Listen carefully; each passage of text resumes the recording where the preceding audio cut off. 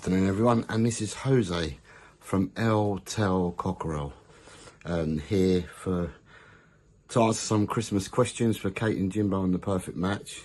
Keep supporting The Perfect Match, as you always do. And if you want to subscribe over to me, El Tel Cockerel, then please do. I'm on the road to 1,000. It's a long road. It's been steady and slow. And I was hoping that I might have got there by Christmas. It ain't going to happen. People are stingy out there. But anyway, regardless of that, it's not time to be stingy. It's Christmas. So, first question for me today is, with the current position Spurs are in now, where do I expect us to finish at the end of the season? Now, it's a tricky one. It's a loaded question. We currently sit in 11th place with 20 points after 15 games. So there are only 69 points to play for at the moment. And with regards, 69 points we play. So with regards to getting into the top 5 area, you usually need to have about 70 points. And that means we'll have to pick up another 50 points. And another 50 points would mean that we have to pick up 16 to 17 wins out of 23 games. And I'm not sure whether we're going to be able to do that. I know it's an up and down league and everyone's dropping points, and you know, it might not take 70 points to get up there, but where we sit at the moment, with the games we've got going and with everything that's going on with the club, with the injuries and the up and down form and the snaky feeling to it all, for me, realistically, I'm going to say 8th is where we'll finish this season. Anything more than that would be a bonus. It would have meant that we would have had a super last 23 games, and it would also mean that all other teams around us would have fallen down at the same way that Tottenham do, where you get a win-loss, win-loss, win-loss, win-loss. It seems to have happened up until now, but I can't see every team going through this.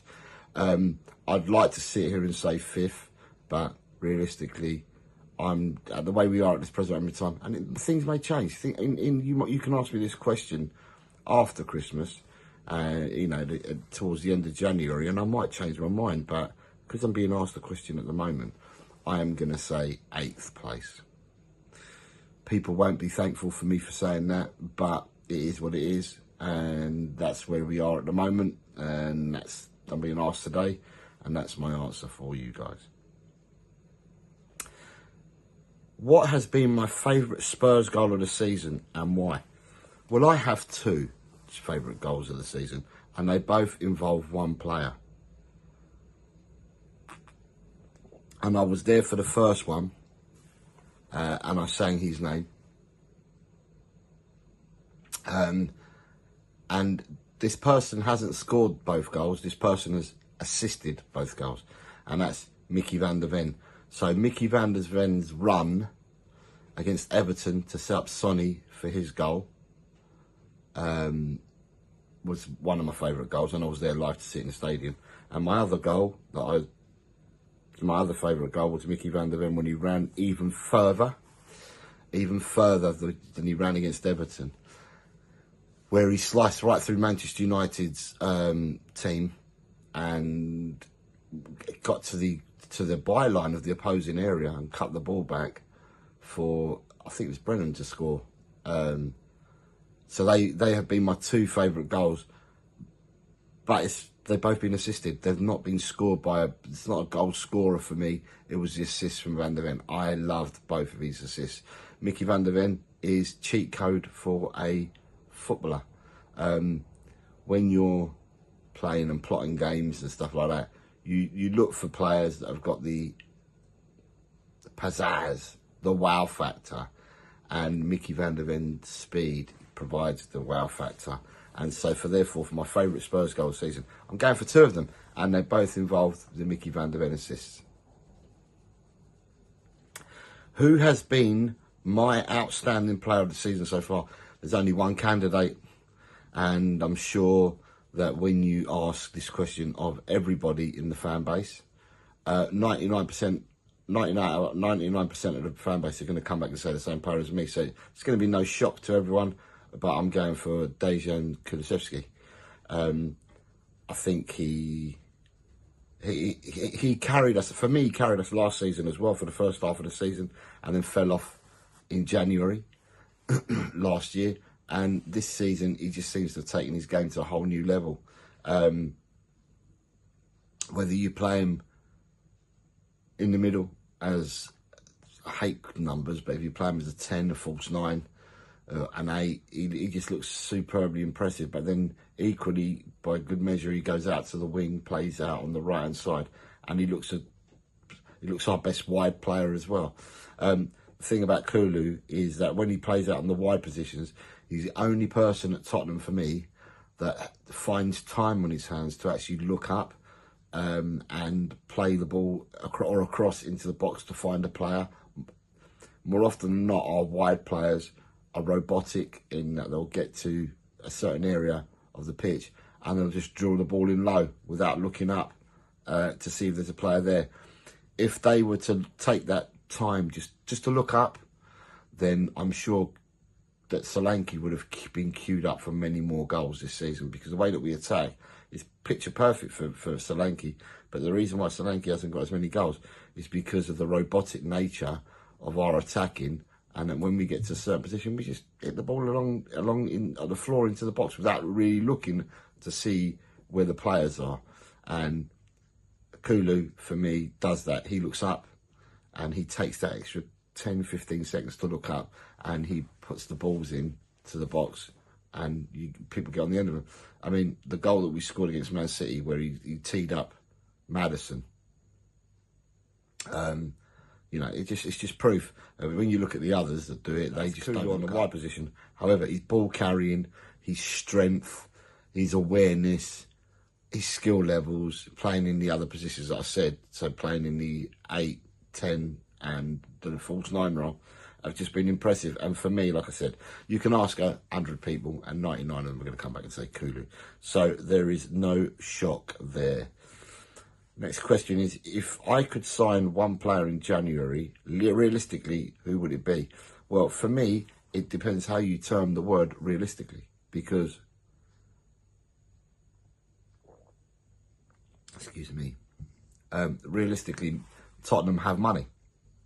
The stadium generates, the outside Tottenham Hotspur experience stuff generates. So realistically, we could sign anybody. It depends what you mean by realistically. Realistically, for me, we should be able to sign anybody. It shouldn't matter. But realistically, the way that we operate and the way that we have been operating, where we're fattening the cow, so to speak, and we're trimming the wage bill, and it's all to fatten the cow. And while we're doing that, it just means that you know that we're not going to go after players that we can go after because we've got the money. And for me, realistically is a really loose word. Who would I like to see signed? See, realistically, we should be able to go after anyone. So for the wide forwards, I'll probably look at someone like Openda from Leipzig. He's realistic, and he's young as well. But will we go and pay for elite level footballers? Because, Openda's not elite level, but he's just that rung under. But he's a rung higher than what we've actually got. Openda would be a good signing.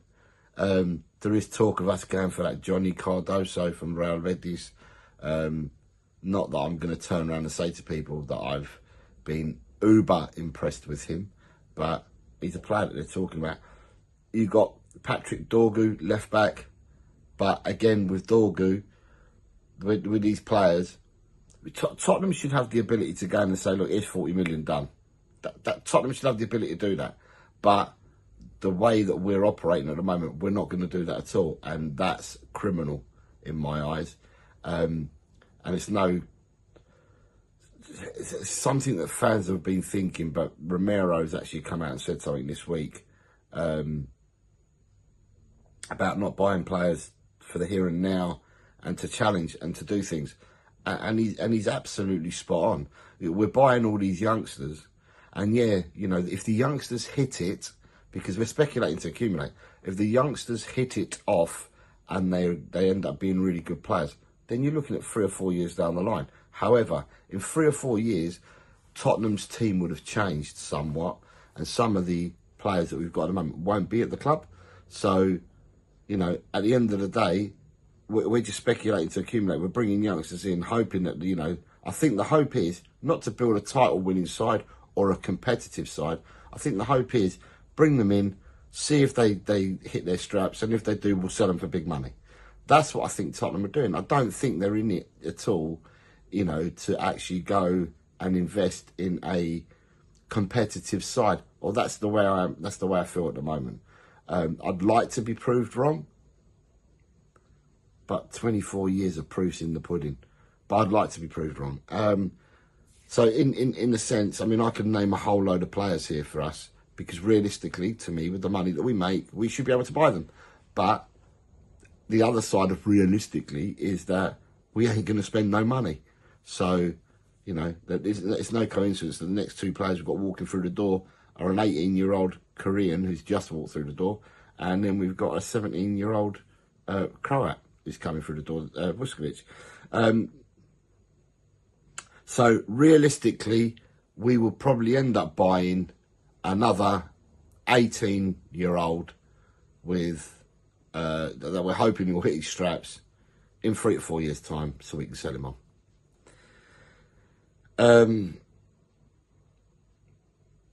What's my favourite thing about Christmas? My favourite thing about Christmas is that I like the colour, the fanfare, the parade, and everything it does. I mean, for me, at Christmas time, without the white stuff, so without your snow and that, Christmas just, because it's lights and decorations, and people seem to have a spring in their step, in the sense that humanity seems to be, in the main, not always, but in the main, people generally have a smile on their face, and you get people being a lot more, greeting each other a lot more, especially where I live. I mean, people say hello to each other anyway, because I don't live in the city, but people are more greeting and more warming and stuff like that, and people have smiles on their faces, which generally puts people in better moods, and it's just a really, really fun time, for me anyway. But that's what I like about Christmas. It brings people together, and you get a different reaction from people. I wish it was Christmas all year round, because it was Christmas all year round, then what I'm explaining now would happen all year round, not just at Christmas. Where will I be spending Christmas? So Christmas for me, I spend it at home. Most of my family are in Spain, although I've got sisters that live here in England. Most of my family in Spain, so generally I spend it at home with my kids, and at different times throughout Christmas, we'll have my in-laws around, and I'll end up cooking for my in-laws on Christmas Day, and then my son and his partner and children, or the grandchildren, they tend to come up because of work commitments that they've got. They tend to come up after Christmas. So this year they're coming up after Christmas. So it ends up being, I cook a Christmas dinner on Christmas Day. On Boxing Day, we end up having the leftovers. And if I haven't got anyone up on Boxing Day, we end up having the leftovers, and maybe doing roast potatoes again, or me having to cook all the time. So that's that. Do I have a family tradition that we follow over the festive season? I don't know. I can't say it's a family tradition, but through the generations, people tend to, you have a shift, a power shift, or a shift, so to speak. So when I was up until about 20 years ago, so I say till I was about, we would go round to my in-laws to have Christmas dinner, because they would generally cook. But I'd say for about the last 20 years, that mantle was now being passed to me, where I'm doing it now. And I've got no doubt that at some point in the future, I will be then passing that mantle on to one of my kids, I would have thought. And they would end up doing the cooking and the running around and the stuff like that. There's no traditions as such, other than, is there any traditions really? I mean, the girls were 18 last month, but they used to open up a present at the stroke of midnight. So when Christmas Eve goes into Christmas Day at the stroke of midnight, they would open up a present each. Usually the ones that you put in the stocking fillers or whatever, they're all wrapped up. But now they're 18, I don't know whether they're going to do that this year. The other tradition is to get everybody up in the morning at an agreed time in my house, and then we all sit down. So it'll be me, my wife, and my 3 kids. It'll be my daughters and my son, who lives here at home with me as well. They would generally, we'll all sit around, have a coffee, and while we're having the coffee, we'll put the music on, our Christmas music on, and then we'll sit there and open our presents. Amongst the carnage with the dogs as well, because the dogs, when you're opening paper and it's jizzing, or so it's jizzing the paper and scrunching at the paper and that, they dive in and out of you while you're opening the presents on the floor, and the paper goes everywhere. And if you've got bows, they go everywhere. If you've got any laces, they go everywhere. Christmas tree hasn't been knocked down yet this year, although when they walk past the Christmas tree and they wag all their tails, God, the Christmas tree shakes. And it's a big old Christmas tree. You can see it in the background. It's a I don't know, it's got to be about 8 to 10 feet. So it's a big old tree. But yeah, that's basically what we do. And then the penultimate question is, what's more likely, a white Christmas or Spurs winning a trophy? Well, you'll get long odds on both of them. We don't tend to get white Christmases here in England, especially where I am on the south coast. Don't get any white Christmases at all. I can't remember for the life of me, and I've been on this planet for well over 50 years, nearly just between 50 and 60 years, and I can't recall the last time I remember us having a white Christmas. If we had a white Christmas, I must have been really young, because with this climate change and that, we don't seem to get anywhere near a white Christmas. It tends to be that the white stuff either drops in, either you'll have a couple of days in November or early December, and then after that you get the weird ones where you start getting snow in the 3rd week of March or snow in the 1st week of April. So you get long odds on having a white Christmas. And on Spurs winning the trophy, well, history tells us that will also be long odds as well. But we're saying that, let's keep it joyous. At the moment, we're still in the Carabao Cup quarter-final. We're still in Europe. Still got to play Rangers, but we're still in Europe. And we've got Tamworth to come in the FA Cup. So, forget the league. Forget the league. That's gone. That didn't even start. So it means we've got an opportunity still in 3 competitions. And I, for one, it would be, not that I've asked Father Christmas for this, but it'd be an excellent Christmas present. Well, it wouldn't be, because I'm asking for it at Christmas. But the trophies don't get awarded at Christmas. They get awarded in, I don't know, February and May. But it would be good if I could write out a Christmas list for a Christmas wish, should I say, and get it given to me either in February or in May for 1 trophy. Just one. 1 trophy would do me fine. I'd be very happy with 1 trophy. But then also what I will say is that if you win a trophy, what you want to do is you want to get that winning feeling, and you want to get that, you want that bug that bites you, and you want it to continue. So if we were to win a trophy this year, then would the people upstairs end up spending any more money on improving properly the squad that we've got to go on to try and get more silverware and be more competitive in the following seasons? And that remains to be seen.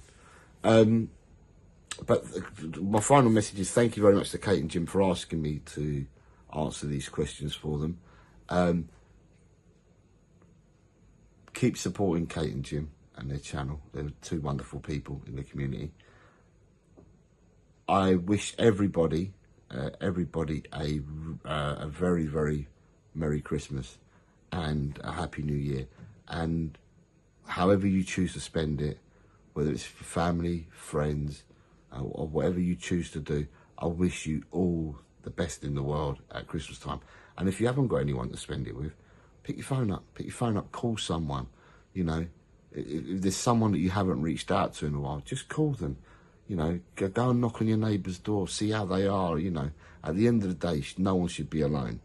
I'm sure that what we will do as a community is, some people will put some shows on throughout the Christmas period for those that are lonely, to come on and feel part of it. But yeah, at this time of the year, you just wish everyone, well, not just this time of year, I wish people all the best all year round. I wish no one any illnesses, because people tend to get ill at this time of the year. And I just wish everyone to be happy and healthy, and to have a really, really good time, as I said, with family and friends and that. And yeah, come on, you Spurs, and in the big Ange I trust. Merry Christmas, everyone, and a Happy New Year. Ho, ho, ho, ho, ho!